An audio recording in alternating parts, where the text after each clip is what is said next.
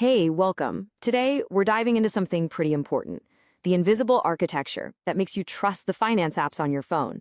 We're going to pull back the curtain and see how they actually build the confidence you need to hand over your most sensitive financial data. I mean, really think about it for a second. You're connecting bank accounts, making payments, investing your hard-earned money, all through an app. What is it that makes you feel safe enough to do that? Well, it's not magic. It is absolutely by design. So how do they do it? They build a fortress, not with stone and walls, but with a super complex framework of rules, procedures, and technologies. And it's all designed for one reason: to protect you, your money, and your data. This is what we call their fortress of compliance. And just like any great fortress, it isn't just thrown together. It's built on a solid blueprint. This one rests on 4 essential pillars that are literally the foundation of all that trust and security. So let's walk through each one of them. Okay, pillar number 1 is regulatory compliance. The best way to think about this is like the towering outer walls of the fortress. These are the external laws and government regulations that a company has to follow just to even exist. It's the law of the land, you know? And inside those walls, you've got a few key structures. The company needs the right licenses to operate, of course. It has to have policies to fight financial crime. It's got to protect your data privacy. And it needs to make sure that you, the consumer, are always treated fairly. A huge part of this is AML, which stands for anti-money laundering. And look, this is not just a suggestion, it is a global mandate. Fintechs are right on the front lines, and they are legally required to have systems that stop their platforms from being used for crime. So how do they actually do that? Well, that brings us to KYC, or Know Your Customer. This is the practical, hands-on side of AML. Every time you sign up for an app and you have to scan your driver's license or confirm your address, yep, you're going through a KYC process. They are legally obligated to make sure you are who you say you are. And then, of course, there's data privacy, which is a massive deal. And it's not just one rule either. Depending on where you live and where the company operates, different laws like Europe's GDPR or California's CCPA give you specific rights over your data. For a global fintech company, navigating this is like trying to solve a really complex legal maze. So here's the crucial thing. That protection has to be constant. Your data needs to be encrypted when it's just sitting on a server. We call that at rest. And it also has to be encrypted when it's flying across the internet. That's in transit. Both of those states are vulnerable, and both absolutely have to be locked down tight. But, having strong outer walls isn't enough. You also need guards patrolling the inside. And that brings us to our second pillar, operational compliance. This is all about the internal rules, the employee training, and the oversight that keeps the company itself running securely and smoothly. This piece involves pretty much everything, from setting up a clear chain of command to constantly training employees on the latest security practices. It also means they have to regularly check their own systems through audits and be super careful about managing any outside companies they partner with. And who's overseeing all this? Well, there's a critical role for that. The Chief Compliance Officer, or CCO. The best way to think of the CCO is as the commander up in the watchtower, responsible for seeing the entire landscape and making sure every single part of the compliance program is working exactly as it should.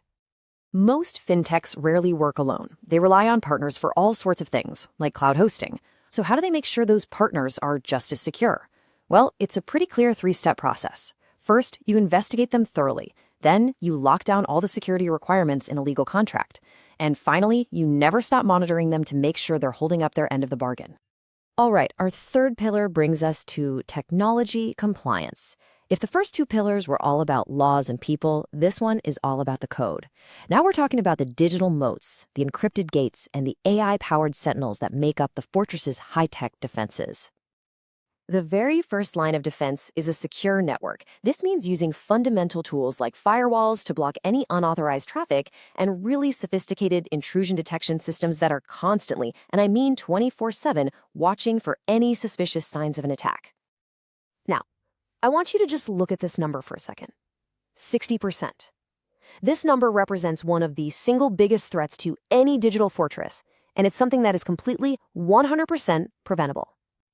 And there it is. A whopping 60% of breaches happen simply because a company failed to apply a security update that they already knew about. So a crucial point here is that one of the most important tech defenses isn't some fancy new thing. It's just being diligent, keeping every single piece of software up to date all the time. But the defenses are getting a lot smarter too. Modern fintechs don't just sit back and react to threats anymore. They use machine learning and AI to analyze patterns in real time. So if your account suddenly does something that's totally out of character for you, these systems can flag it instantly. Okay, this brings us to our fourth and final pillar, reporting and documentation. Let's think of this as the role of the royal scribe of the fortress. See, it's not enough to be secure. A company has to be able to prove it's secure, and that takes meticulous, verifiable records. And don't think for a second this is just administrative busy work. As one source puts it, for regulators, reporting is considered just as important as having a license to operate in the first place. Providing accurate reports is completely non-negotiable.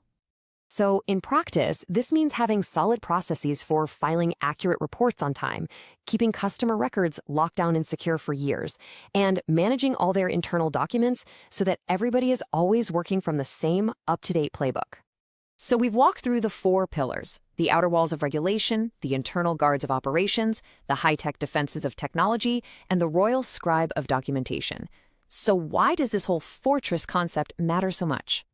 Because this framework, this is the journey.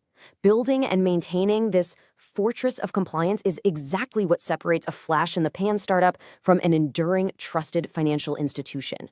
This blueprint is the very foundation of the trust that you and I place in them every single day. And all of this leaves us with a final, really critical question. In a world where tech like AI is evolving faster than we can even imagine, can the rules and regulations, the very blueprint of the fortress, actually keep up? Well, that is the challenge that's going to define the entire future of finance.